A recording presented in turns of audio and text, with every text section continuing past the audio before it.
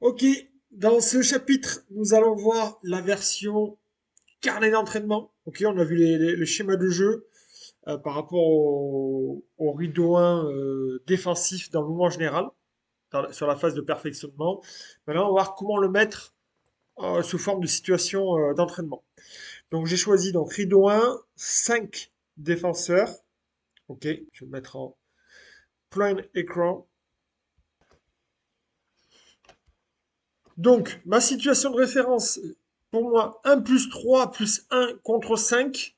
Donc, on va toujours garder nos 5 défenseurs. OK. Par contre, c'est l'attaque qui va changer. 1 plus 3 plus 1. On va être en équilibre numérique. Système de 3 vagues. 3 plus 1 contre 5. De toute façon, c'est ce qu'on a vu dans la situation de jeu, encore une fois.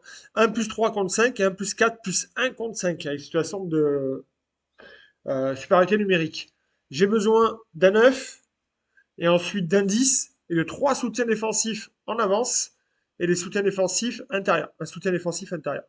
On transforme ça en objectif avancer ensemble pour presser et stopper l'attaque. Ça, c'est ce qu'on avait vu sur la situation de jeu. Maintenant, but du jeu. Alors, je vais t'avais expliquer le but du jeu, comme d'hab. On aura du homme à homme. On aura trois situations évolutives, homme à homme, collectif réduit et du collectif total. OK? But du jeu. Vous jouez en défense. Donc on démarre, quand je vais expliquer mon jeu, je vais démarrer donc avec le homme à homme, sachant que le principe sera le même après sur toutes les situations. Vous jouez en défense pour marquer un maximum de points durant le temps donné. Le terrain est grand. On est dans le mouvement général, hein. Donc le terrain est grand, il y a beaucoup d'espace, on est loin des attaquants.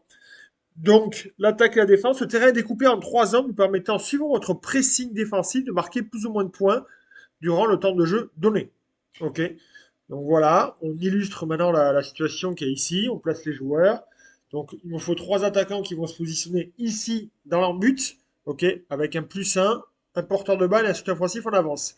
Je les oblige à se positionner comme ça au départ, à avoir le plus un ici, soit derrière le porteur de balle, soit derrière le soutien offensif en avance. Maintenant, ce qui va se passer. Donc maintenant, on dit à la défense de se positionner sur la ligne jaune.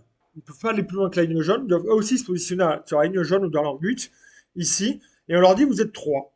Maintenant, à vous de vous positionner, comme vous l'entendez, pour défendre par rapport à cette attaque qui est placée comme ceci. OK? On a le ballon, donc, qui est ici. D'accord? Donc, on voit bien les points. Un point si jamais on plaque ici, deux points ici, trois points ici. Et bonus de un point si jamais on gratte le ballon. Comme c'est expliqué dans la règle spécifique ici, on n'a qu'un temps de jeu. C'est-à-dire que dès que ça tombe au sol, l'action se termine. Par contre, si ça tombe au sol et qu'on arrive à gratter la balle, on récupère un point. Donc, par exemple, si ça tombe au sol ici au-delà des plots blancs, on a 3 points plus un point pour le grattage. OK? Ensuite, lancement de jeu. Vous voyez, c'est ici lancement et déroulement du jeu. Le porteur de balle lance la balle au-dessus de sa tête. Il lance la balle vers l'avant au-dessus de sa tête. C'est le signal pour eux de pouvoir monter. OK. Après, bien sûr, ils sont libres d'attendre aussi.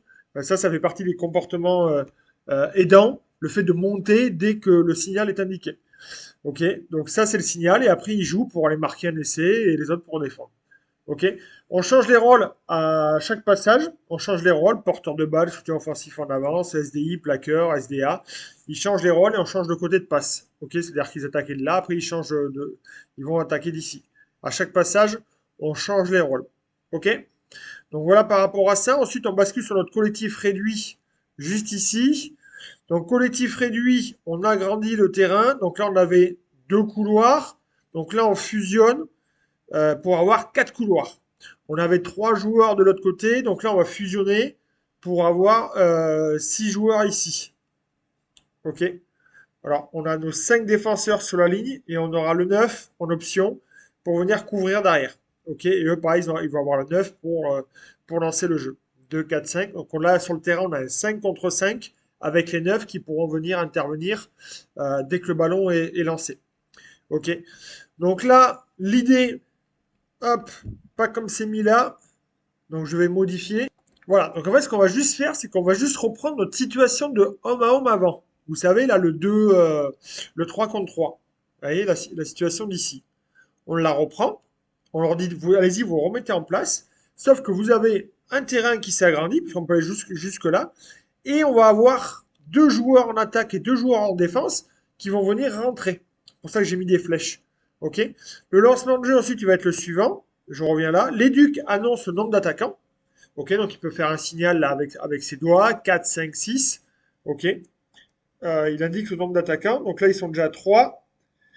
Donc après, ça fait 4, 5 avec porteur de balle ou la coupe ou un autre joueur.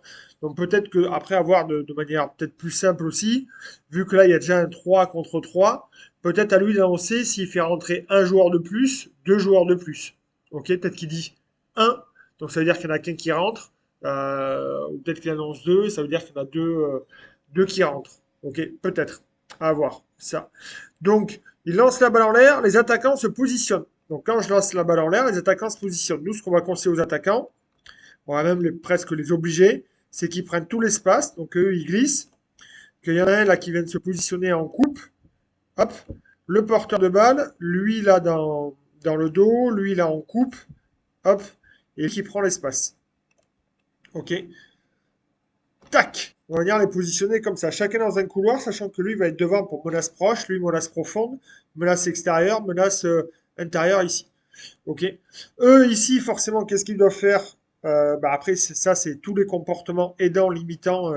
C'est pour ça qu'on travaille cette situation-là. Donc, nous, on ne va pas forcément leur dire comment se placer. En tout cas, dans l'idéal, dans un petit idéal, voilà, l'idée, ça va être de venir se positionner comme ceci, comme dans la situation de référence qu'on a vue avant, dans le schéma de jeu, avec le 9 qui vient couvrir. Ok. Donc, l'éducateur lance la balle en l'air. C'est l'entraîneur qui lance la balle en l'air. Les attaquants rentrent. Ok, ce qui permet aux défenseurs d'abord de se concentrer sur comment rentrent les attaquants. Et ensuite, dès que je réceptionne la balle, ce sont les défenseurs qui rentrent. Comme ça, ils ont un petit peu de temps pour se positionner. Et ensuite, c'est l'entraîneur qui lance la balle aux défenseurs, aux attaquants, pardon, ce qui peut laisser aussi un autre petit temps pour les défenseurs s'organiser. Vous voyez? Plus ils vont être habitués et meilleurs, plus je vais lancer la balle vite. Si jamais ils ont du mal, ben, j'ai envoyé la balle en l'air, je l'ai reçue, mais après, je vais peut-être un petit peu attendre pour que les défenseurs puissent se positionner pour défendre. Et après, je lance la balle au numéro 9. Ok. Et dès que j'ai lancé la balle c'est pas le signal encore. C'est le 9, lui, qui envoie la balle au porteur de balle. Donc dès que le 9 fait la passe, eux, ils peuvent monter. Le signal va être plutôt ici.